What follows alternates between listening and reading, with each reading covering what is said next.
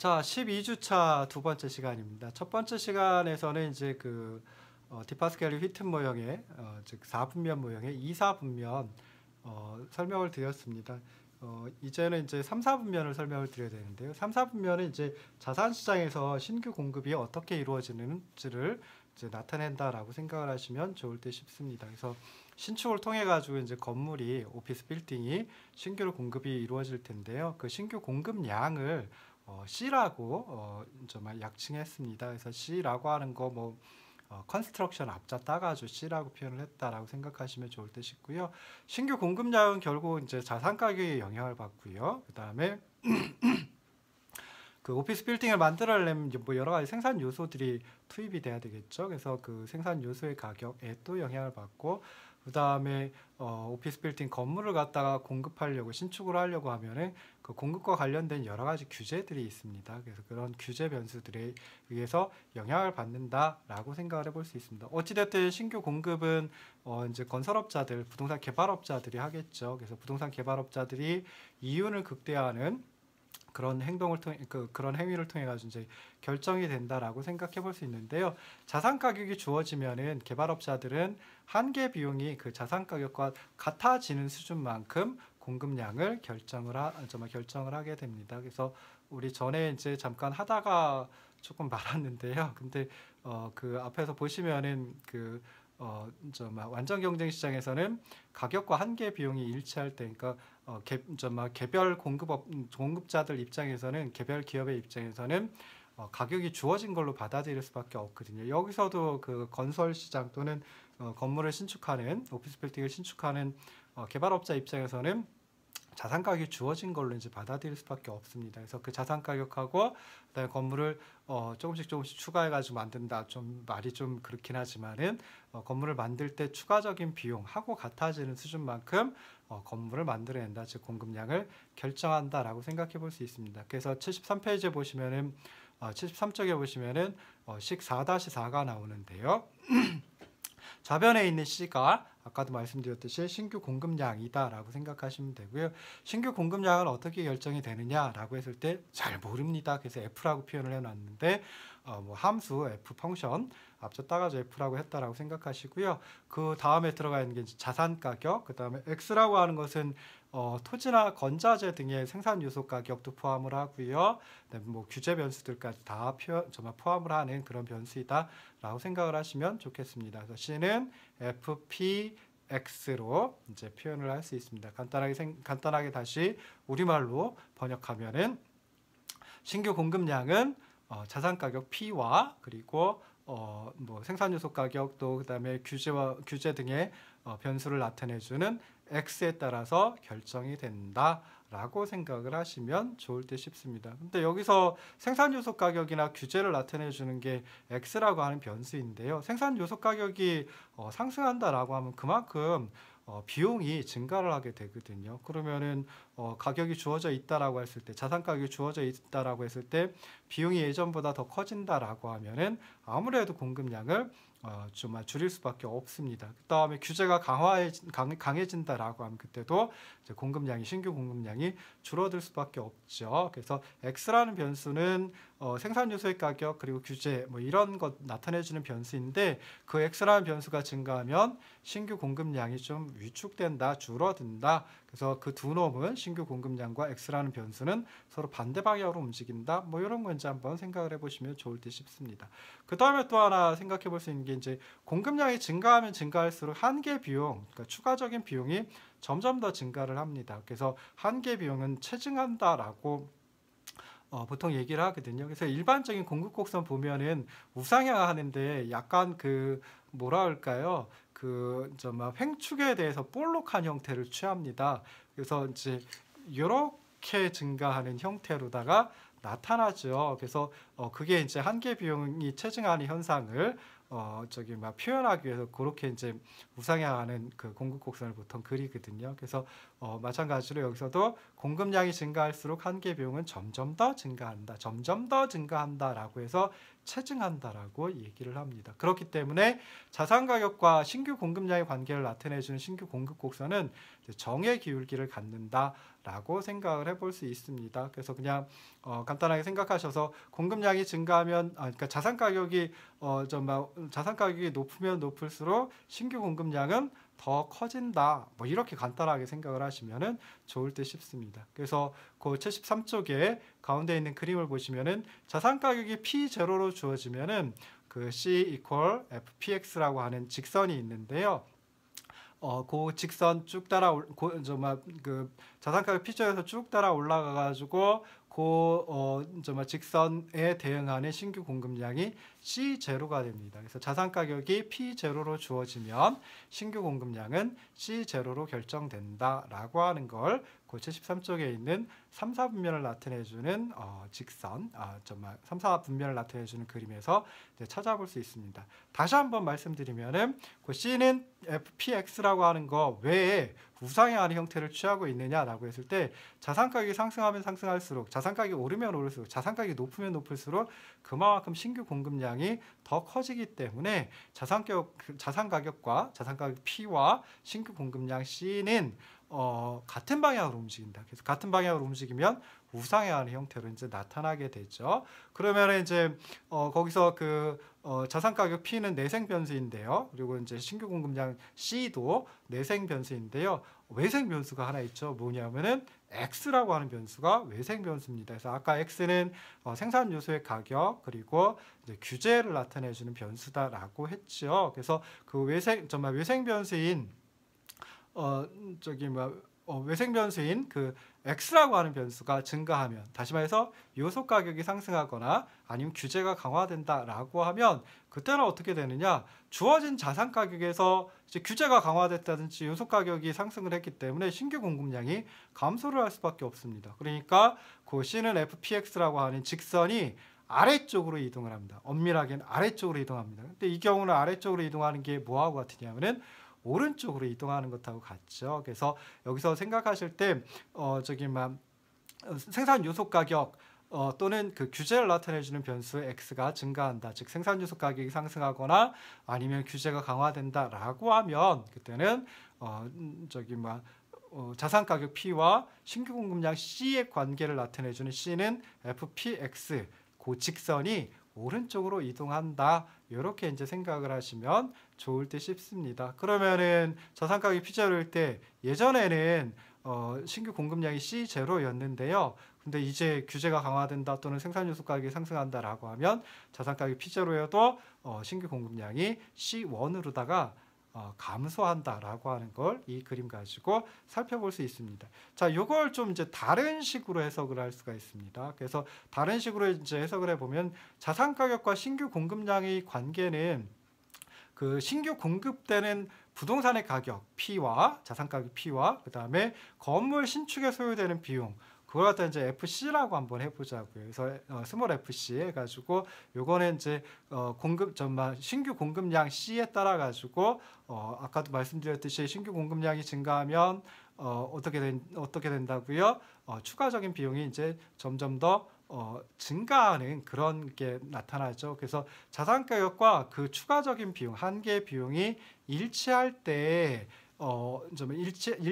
일치하는 수준에서 신규 공급량이 결정된다라고 하는 걸 나타내 주는 게 그 73쪽의 아래쪽에 있는 식 4-5가 되겠습니다. 그래서 부동산 개발을 한다라고 하면 소요되는 비용, 부동산 개발을 한다라고 하면은 어찌됐든 뭐 예를 들어 가지고 뭐 중장비를 투입을 한다든지 뭐 하는 그 일정한 고정 비용이 소요가 되고요.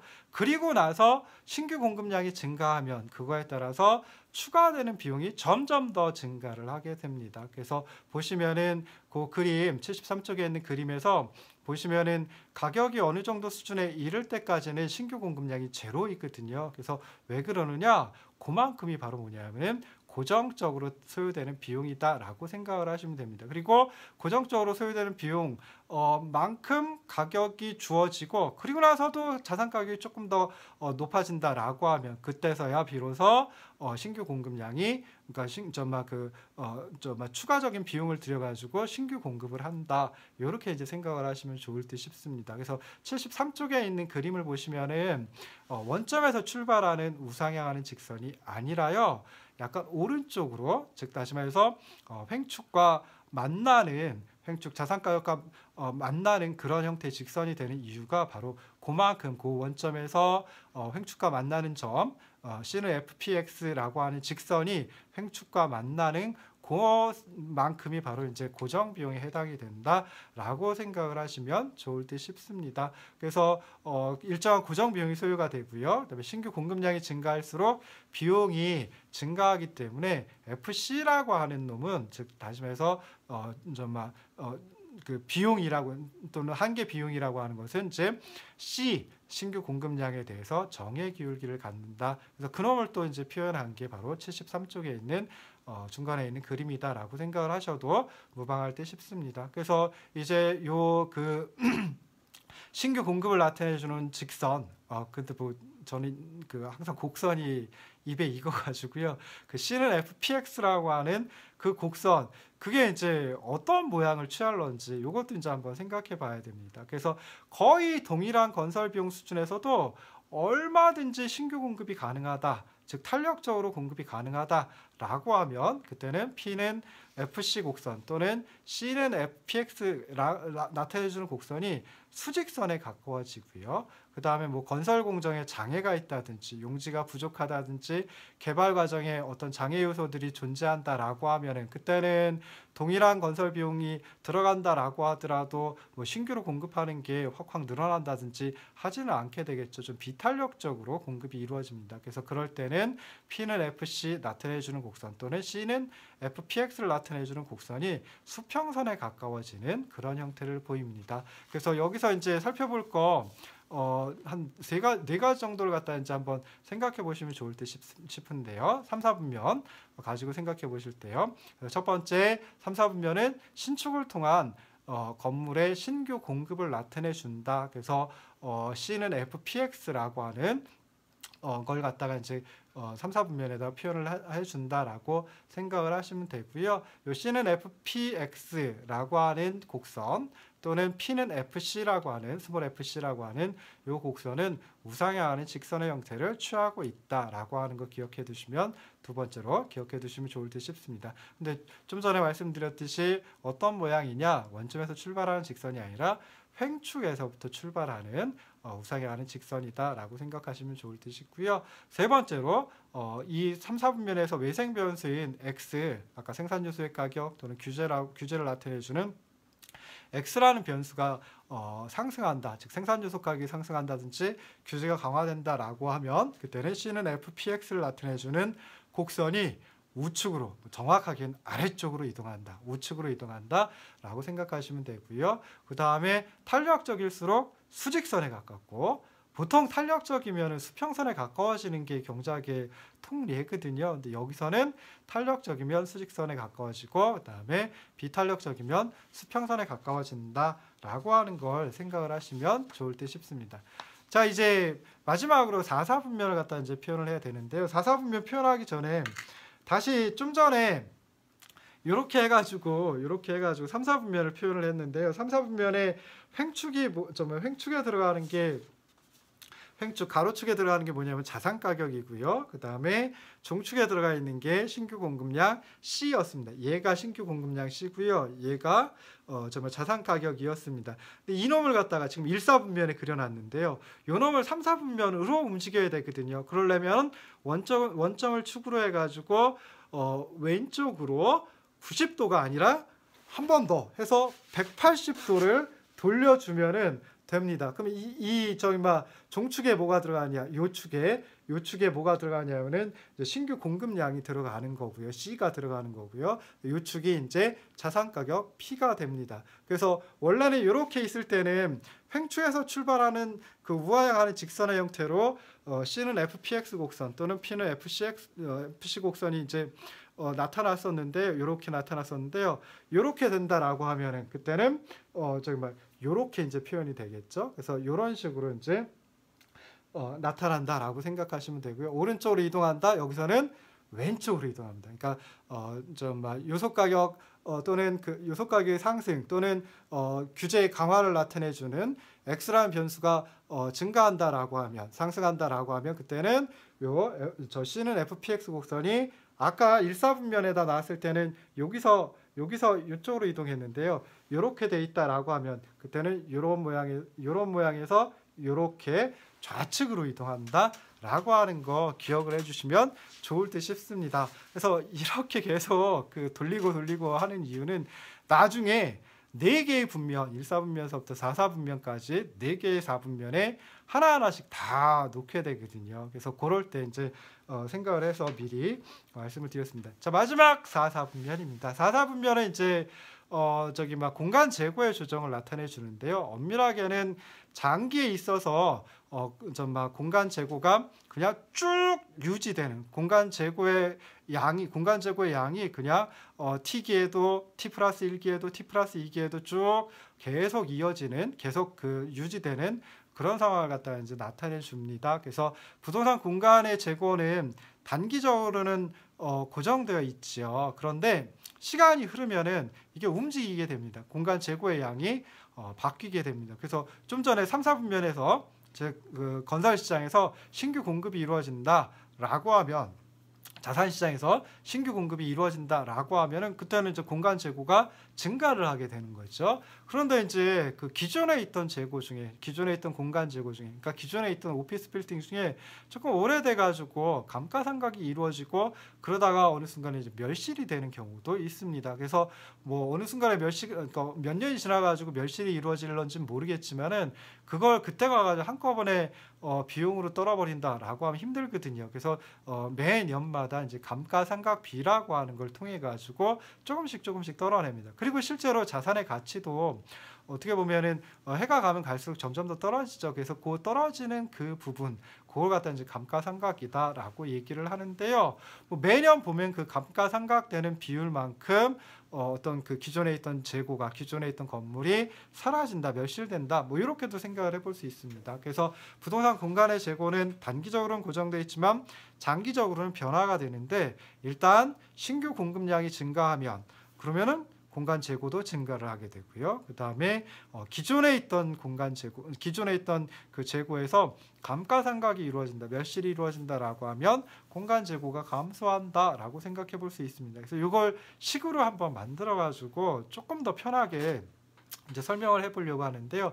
자, 어떤 기간이 있고 그 최초의 재고를 ST라고 하고요. 그 다음에 기간 말의 재고, 그러니까 기말의 재고, 한 해라고 치면 1년이라고 치면 연 말의 재고를 뭐 1년 그러니까 올해 12월 31일의 재고는 뭐 내년 1월 1일의 재고하고 마찬가지가 되겠죠. 그래서 그 기간 말의 재고, 기말의 재고를 ST 플러스 1이라고 하면요. 자, ST 플러스 1 그러니까 내년 1월 1일 또는 올해 12월 31일의 공간 재고는 어떻게 이제 찾아낼 수 있냐면은 기초 올해 1월 1일의 재고 ST에다가 그 다음에 이제 올해 1년 동안 신규 공급량이 있겠죠. 신규 공급되는 공간 재고의 양이 있겠죠. 그놈이 아까 C였죠. 그래서 또 하첨자로 아래 첨자로 T를 써줘가지고 T라고 하는 그 1년 동안 기간 동안 신규 공급되는 양 CT. 그 다음에 이제 아까 감가상각되는 거, 그래서 멸실되는 거 있을 수 있다라고 말씀을 드렸죠. 그래서 그놈은 어떻게 계산을 하느냐? 기초의 공간 재고 ST에다가요 감가상각률 스몰 d를 곱해가지고 감가상각되는 공간 재고의 크기를 생각을 해볼 수 있습니다. 그래서 그 74쪽에 첫 번째 식을 보시면은 좌변에 ST 플러스 1 해서 기말의 공간 재고가 나오고요. 또 우변 첫 항은 기초의 공간 재고, 뭐 올해 시작하면서 있었던 공간 재고, 거기다가 올해 1년 동안 신규로 공급되는 양 CT, 그 다음에 올해 1년 동안 감가상각돼가지고 멸실되는 크기, 없어지는 크기, 그걸 이제 D 곱하기 ST라고 했죠. 그래서 감가상각률 D에다가 기초의 공간재고 ST를 곱해준 거, 그게 이제 감가상각되는 부분이니까 그놈을 빼주면 됩니다. 그래서 74쪽에 있는 첫 번째 식이 나오게 되고요. 자, 그러면 이 기간 동안, 요 1년 동안 공간재고는 얼마만큼 변화가 되느냐, 변동이 이루어지느냐라고 했을 때 간단하게 찾아볼 수 있죠. 올 연말의 공간재고 ST 플러스 1에서 기초의 공간재고 ST를 빼주면 이게 바로 1년 동안 공간재고의 변동이 돼버립니다. 그리고 그놈은 이제 보통 이제 그 변동분, 변화분을 갖다가 또는 변화량이라고 표현을 하기도 하죠. 델타라고 표현을 합니다. 그래서 74쪽의 두 번째 식을 보시면은 좌변에 델타 ST가 있는데요. 요거는 T기 고 1년 동안 공간재고의 변화분을 갖다 의미합니다. 어떻게 계산하면 되냐면은 아까도 말씀드렸듯이 기말의 공간재고 ST 플러스 1에서 기초의 공간재고 ST를 빼주면 되고요. 위식에서 우변에 있는 ST를 좌변으로 돌리면 ST 플러스 1에서 ST를 빼준 게 되죠. 그게 바로 1년 동안의 공간재고의 변동분, 변화분 델타 ST가 되고요. 그럼 남는 거는 우변에 CT 마이너스 D ST 요거만 남게 됩니다. 그래서 요게 바로 이제 요 T기 1년 동안 그 T기라고 하는 한 해 동안 그 공간 재고의 변동이다라고 생각을 해볼 수 있습니다. 그래서 그 맨 우변에 보시면은 두 번째 식의 맨 우변에 보시면은 CT 이거는 1년 동안 신규 공급되는 거니까 공간 재고가 증가하는 크기가 되고요.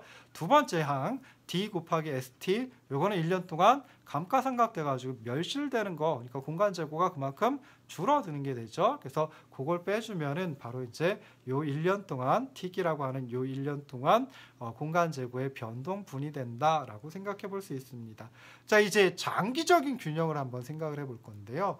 장기적인 균형은 공간 재고가 더 늘어나지도 않고 더 줄어들지도 않고, 그러니까 공간의 재고가 증가하지도 않고 감소하지도 않고 그냥 어떤 T기에도 T 플러스 1기에도 동일하다라고 하면은 그때가 바로 장기적인 균형 상태이다라고 생각해 볼 수 있습니다.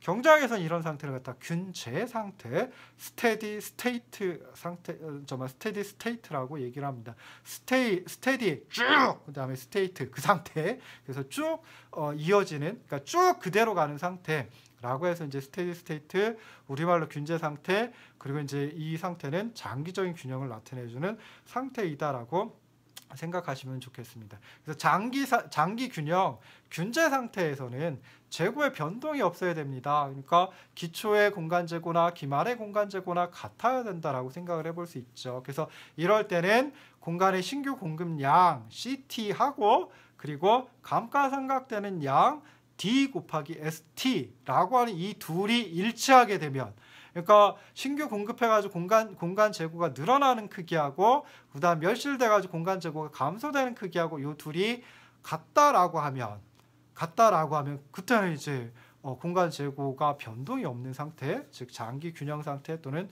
균재 상태가 돼버립니다. 그래서 그 장기 균형 상태를 나타내 주는 거, 그러니까 부동산 공간 시장에서 장기적인 균형을 나타내 주는 그 식이 바로 이제 74쪽에 중간에 있는 식 4-6이 되겠습니다. 그래서 S는 C 오버 D라고 하는 요 식이 바로 이제 공간 시장에서 장기 균형을 나타내 주는 식이다라고 생각을 해보시면 되고요. 자, 마찬가지로 이제 횡축에다가 신규 공급량 C를 두고요.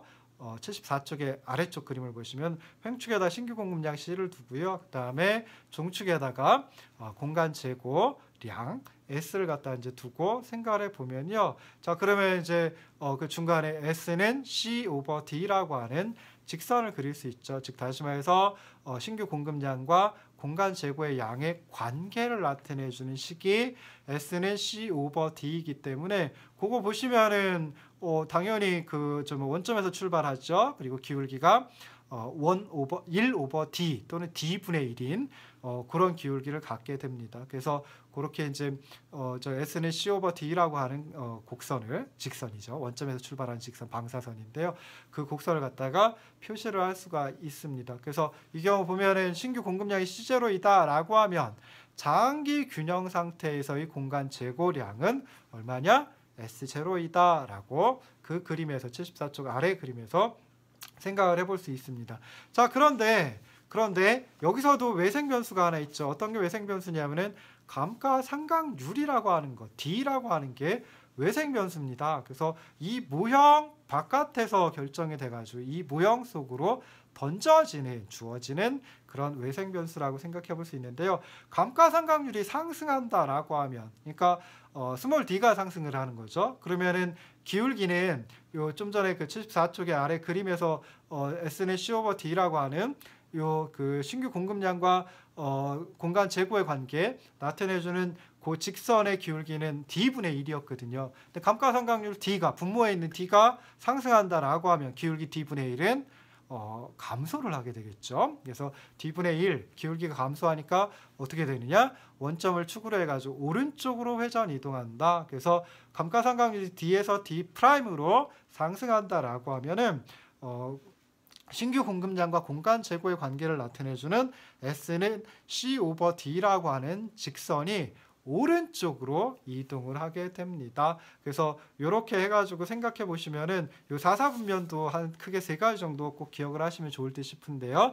첫 번째는 4사분면이 어떤 걸 나타내 주느냐? 신규 공급과 그리고 감가상각에 따른 공간 재고의 조정을 나타내 준다. 그리고 또 이제 생각해 보면은 장기 균형 상태, 공간 시장의 장기 균형 상태를 나타내 주는 게 4사분면이다라고 생각하시면 되고요. 장기 균형에서 신규 공급량 C와 그리고 공간 재고 S의 관계는 S는 C 오버 D라고 하는 S 이퀄 C 오버 D라고 하는 이 식으로 다 설명을 할 수 있고요. 이 식을 그 평면에다 옮겨주면은, 그러니까 횡축에 신규 공급량 C가 들어가고 종축에 공간 재고의 양 S가 들어가는 그 평면에다 옮겨주면은 원점에서 출발하는 우상향하는 직선의 형태로 나타난다. 세 번째, 외생 변수인 감가상각률이 상승한다라고 하면 S는 C 오버 D라고 하는 이 직선이, 우상향하는 직선이 우측으로 이동한다라고 하는 것까지 기억을 하시면 좋을 듯 싶습니다. 자, 좀 전에 말씀드렸던 요 4사분면은 4사분면인데 1사분면에다 처음에 그림을 그렸어요. 평면을 구축을 했어요. 그래서 요 횡축이 신규 공급량 그리고 종축이 공간 재고입니다. 요 놈을 갖다 4사분면으로 이동시키려면은 원점을 축으로 해가지고 원점을 축으로 해가지고 왼쪽으로 90도, 한 번 더 90도, 그리고 한 번 더 90도 해가 270도를 회전시켜 주면 됩니다. 근데 이렇게 돼 있는 걸 왼쪽으로 270도 회전시키는 거 힘들죠. 이걸 갖다 오른쪽으로 90도 회전시키면 이런 모양이 되겠죠. 그리고 이놈이 뭐가 되냐면 공간 재고 S가 되고요. 요 축이 횡축이, 그리고 이제 종축이 뭐가 되냐면은 신규 공급량 C가 돼버립니다. 그렇게 해가지고 4사분면, 이렇게 하면 4사분면이 되거든요. 이렇게 표현할 수 있고요. 그 다음에 여기서 아까, 아이고 힘드네요. 자, 여기서 아까 그 S는 C 오버 D라고 하는 곡선, 요 상태일 때는 이렇게 우상향하는 형태였죠. 그럼 여기서는 이렇게 해서는 어떻게 될까요? 이런 정도가 되겠죠. 이렇게 나타나겠죠. 그리고 감가상각률이 상승한다라고 하면 요놈이 우측으로 이동한다라고 했는데 요 4사분면에서 보면 요놈이 우측이 아니라 이제 좌측으로 이동하는 그런 형태가 되어버립니다. 그래서 조금 혼란스럽긴 할 텐데요. 요 네 가지 네 가지 4분면을 갖다가 하나의 평면에 구축하기 위해서 이렇게 이제 할 수밖에 없습니다. 그래서 그 뒤에 넘어가서 78쪽을 보시면요. 78쪽에 이제 그 1사분면에서부터 4사분면까지, 즉 다시 말해서 공간시장의 균형에서 임대료가 결정되는 거, 그다음에 자산시장에서 자산 가격이 결정되는 거, 그다음에 자산시장에서 신규 공급량이 결정되는 거, 그다음에 공간시장의 재고 조정을 통해서 장기 균형 상태에 도달하는 거, 그걸 갖다가 1사분면, 2사분면, 3사분면, 4사분면에 한꺼번에 모아놓을 수가 있는 것입니다. 그래서 78쪽 보시면은 1사분면은 그대로 있죠. 횡축이 공간 재고, 그리고 종축이 임대료입니다. 그거 그냥 그대로 뒀고요. 2사분면은 횡축이 뭐였냐면 임대료였고요. 종축이 자산 가격이었어요. 요놈을 갖다 이렇게 움직이면은 이제 종축이 임대료가 되고, 그다음에 횡축이 자산 가격이 됩니다. 아까 1사분면에서도 종축은 임대료였죠. 2사분면에서도 종축은 뭐가 되냐면은 임대료가 됩니다. 2사분면의 횡축은 자산 가격이었죠. 3사분면은 어떤 모양이었냐면은 3, 4분면에서는 자산 가격이 횡축에 있었습니다. 그리고 신규 공급량이 종축에 있었거든요. 얘를 갖다가 원점을 축으로 90도 그리고 한 번 더 해가지고 180도 바꾼다라고 하면은 신규 공급량이 종축으로 가고요. 그다음에 자산 가격이 횡축으로 가게 됩니다. 그러면 2, 4분면에서도 횡축이 자산 가격이었잖아요. 이거랑 마찬가지가 되거든요. 4사분면 마지막에 있었던 4사분면 같은 경우에는 종축이 공간 재고였고요. 그 다음에 횡축이 신규 공급량이었습니다.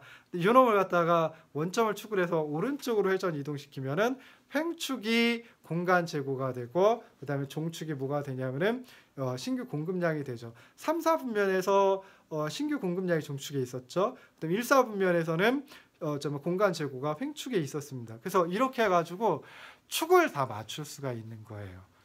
굉장히 좀 힘들긴 하지만 어렵긴 하지만 이렇게 해가지고 그 네 가지 즉 다시 말해서 공간시장의 균형 나타내주는 1사분면, 자산시장의 균형을 나타내주는 2사분면, 자산시장에서 신규 공급량이 어떻게 결정되는지를 나타내주는 3사분면, 그 다음에 공간시장에서 장기 균형 상태에서는 어떤 상황이 발생하는지를 나타내주는 4사분면을 갖다가 한꺼번에 엮어낼 수가 있는 것입니다.